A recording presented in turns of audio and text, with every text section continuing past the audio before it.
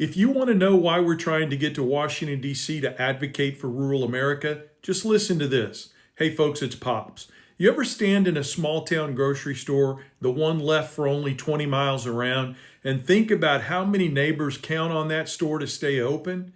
Now picture this. Washington Republicans don't just talk about cutting the food assistance program you count on in rural America, they do it. The OBBBA just passed, and now with the government shutdown, SNAP, the program that keeps food on the table for millions of rural families, could stop cold. And that's not just politics, friends. That's our dinner table, our grocery store, and our local economy on the line. Now let's get one thing straight. The Supplemental Nutrition Assistance Program, or SNAP, it isn't just food stamps. In rural America, SNAP is the engine that keeps small towns running. If you don't believe me, listen to some of these facts. Every single SNAP dollar turns into $1.50 of local economic activity. That's groceries bought, farmers paid, fuel pumped, and wages earned. The Food Research and Action Center says it best, quote, SNAP has long served as a lifeline for rural America, end quote. When that lifeline is cut, the whole community feels it, from the cashier at the grocery store to the farmer selling beef at the local market. And let's not forget, rural areas rely on SNAP more than urban ones. Why? Because jobs are seasonal, stores are scarce, and the wages don't always keep up. So when politicians in Washington, and we should just call it out, Republican politicians, play games with SNAP, it's not an abstract number on a spreadsheet. It's your supper, your paycheck, and your neighbor's dignity. So what did the One Big Beautiful Bill Act actually do? Well, here's the short version. It took a big bite out of SNAP. The law trims about $186 billion from food and nutrition programs over the next decade. It adds tougher work and eligibility rules, so more adults will be forced to prove they're working or in training just to eat. It locks future benefit increases behind a cost-neutral rule, meaning if grocery prices rise, SNAP won't rise with them. And to top it off, it shifts more administrative costs to states and rural counties that are already stretched too thin. In short, less money, more red tape, and more pressure on the very people who can least afford it. For families already walking a financial tightrope, that's not a reform, that's a shove off the precipice. Now here's where it gets worse. Because of federal government shutdown, SNAP funding is running out fast. If Congress doesn't reach a deal, benefits could come to an end as early as November 1st.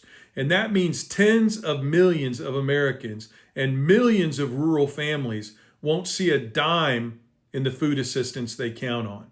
In Oklahoma alone, more than $120 million in monthly SNAP benefits are at risk.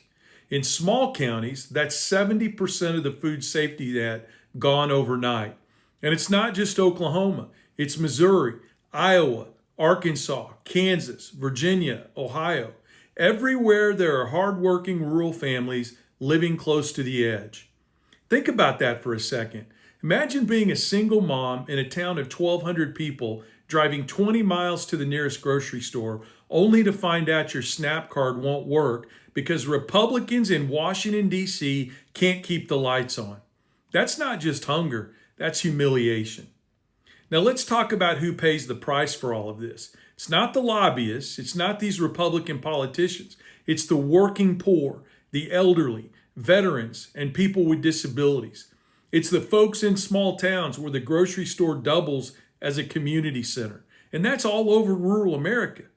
Older adults who can't drive 40 miles to a bigger town, veterans who have already given everything and are now told they don't qualify for food help, parents who skip meals so their kids can eat, just like one mother said, quote, I'm hungry, but my kids are hungrier, end quote.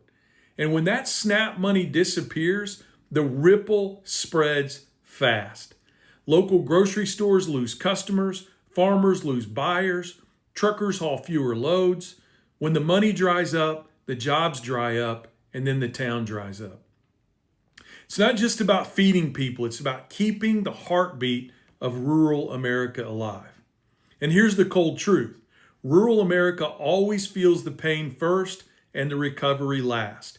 We've got fewer stores, longer drives, smaller margins, And when SNAP gets cut or frozen, families don't just tighten belts, they skip meals.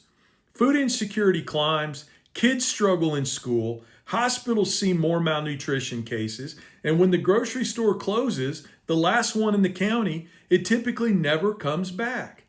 Folks, I've driven these back roads in Missouri, Iowa, Kansas, and other states. I've seen the small towns holding on by grit and grace.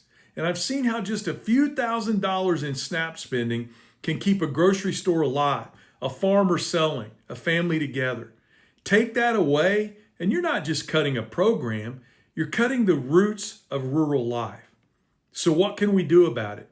We've got to get this conversation rolling, and not just on social media, but at the feed store, the church, the coffee shop, the co-op. Let folks know what's coming and what's already here. I know it sounds redundant, but keep calling your representatives. Tell them these cuts and this shutdown are going to starve out rural America. Support local food programs like farmers markets, and take SNAP or double up food bucks that match benefits for local produce. And most importantly, we've got to start standing together regardless of party. Farmers, teachers, nurses, church groups, veterans.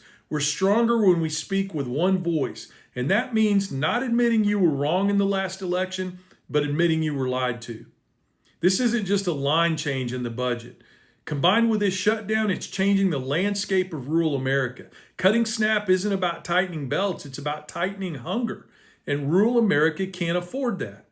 When I drive through those hills and hollers, I still believe in the goodness of people, neighbors helping neighbors. We can't let Washington forget what they call cuts, are real meals for real people. They aren't esoteric. They aren't just on paper. So let's make some noise. Share this video. Tag your community. Tag your local leaders and tell Congress. Don't starve rural America to balance your books. Because every time we help a neighbor put food on the table, we help a little town alive. Now listen, if you want to join us in this fight, I'm going to ask you to do one more thing. Go to back40action.org, all spelled out, and please make a donation to fund our advocacy trip to Washington, D.C., where we're going to engage in a sit-in, we're going to engage in visits to elected officials to advocate for great rural policy, and we're going to be creating social media with the personal stories of people from rural America that are counting on better policies to keep rural America thriving and to fix the problems that we already have. Go to www.back40action.org to give today. And thanks, everybody.